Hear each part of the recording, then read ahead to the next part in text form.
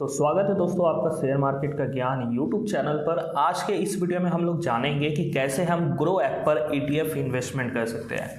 तो अगर आप भी इसके रिलेटेड वीडियो देखना चाहते थे तो मैं आपको सजेस्ट करूंगा आप इस वीडियो को अंत तक जरूर देखें ताकि आपको पता चल सके कि मार्केट में कैसे ETF इन्वेस्टमेंट करना है। तो चलिए हम सबसे पहले जान लेते हैं ETF होते क्या है। ETF का फुल फॉर्म होता है एक्सचेंज ट्रेडेड फंड। यहाँ पर देखिए अंत में आपको फंड देखने को मिला।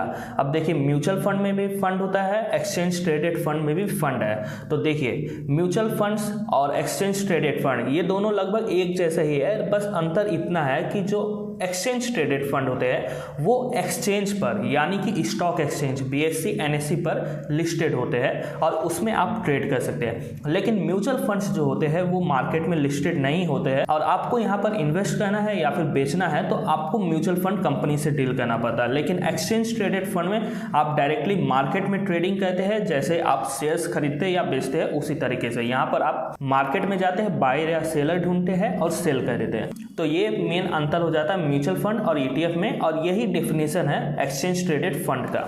अब देखिए एक्सचेंज ट्रेडेड फंड के अपने फायदे हैं म्यूचुअल फंड के कंपैरिजन में। एक्सचेंज ट्रेडेड फंड में फायदा सबसे पहले ये हो जाता है कि आप मार्केट में एक पार्टिकुलर टाइम में इन्वेस्ट कर सकते हैं फंड्स में। एक्सचेंज ट्रेडेड फंड में यहाँ पर ये फायदा हो जाता है। इसका मतलब ये हो जाता है कि मान लेते हैं एक दिन का समय है, 9 बजे मार्केट ओपन हुआ, 3:30 बजे मार्केट क्लोज हो गया, 12 बजे के करीब में मार्केट 10% डाउन चल गया। अब ऐसा तो होगा नहीं, ये बियर मार्केट में होगा, लेकिन अभी एग्जांपल के रूप में समझिए 10% मार्केट डाउन हो गया। अब आपको खुजली मची हुई है कि मुझे यहाँ पर इन्वेस्ट करना है, मुझे यहाँ पर इन्वेस्ट करना है, कैसे इस मार्केट डाउन का फ़ायदा उठा पाऊँ।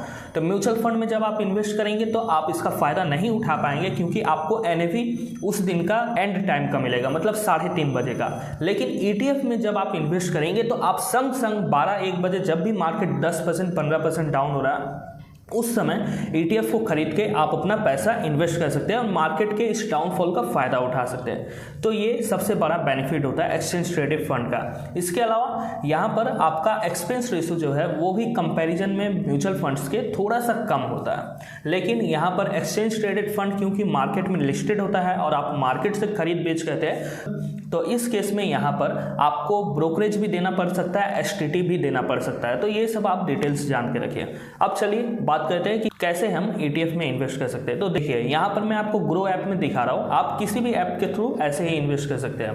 तो सिंपली अपने ऐप को ओपन करिए और यहाँ पर सर्च करिए ETF। ऐसे लिखकर आप सर्च करेंगे तो देखिए आपके पास थोड़ा लिस्ट आ जाएगा ETF का। अब यहाँ पर तो पूरा कंप्लीट लिस्ट आपके पास आएगा नहीं।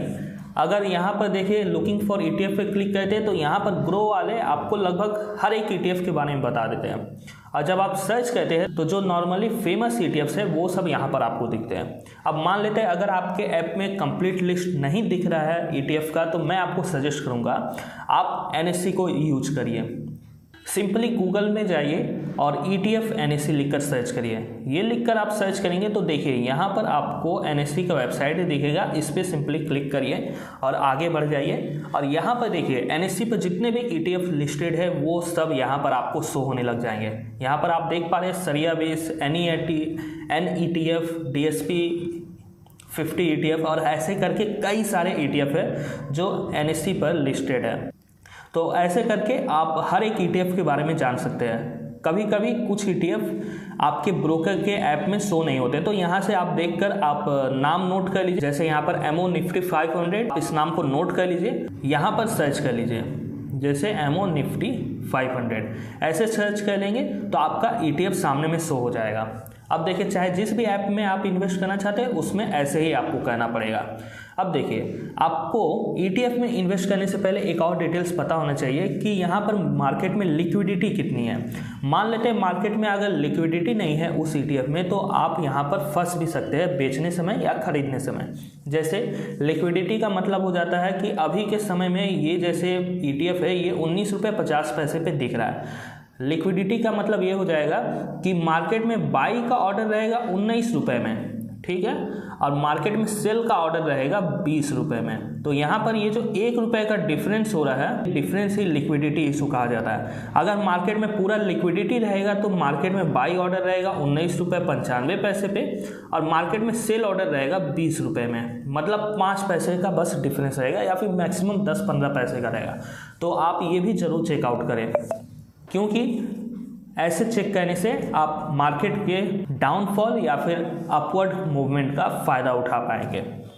इसके अलावा देखिए, ETF में आप जब इन्वेस्ट करते हैं तो एक्सपेंस रेशियो भी होता है, और मार्केट में कई सारे म्यूचुअल फंड कंपनीज है जो ETF इशू करते हैं, तो आप एक्सपेंस रेशियो को भी जरूर चेकआउट करिए। जैसे देखिए यहाँ पर मोतीलाल ओसवाल के निफ्टी 500 में 0.30 का एक्सपेंस रेशियो है, और यहाँ पर जो AUM साइज है वो 50 करोड़ से भी कम है। तो आप सिंपली यहाँ पर निफ्टी 500 लिखकर सर्च कर सकते हैं और अदर ETF को भी चेक कर सकते हैं। अब जैसे देखिए यहाँ पर निफ्टी 500 का कोई अदर ETF नहीं है, तो हमें बस यही ऑप्शन मिलता है ETF में इन्वेस्ट करने का।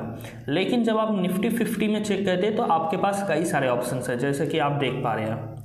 यहाँ पर आप कंपेयर कर सकते हैं उनके एक्सपेंस रेशियो को, एसेट अंडर मैनेजमेंट को, अपने ब्रोकिंग ऐप को यूज करके।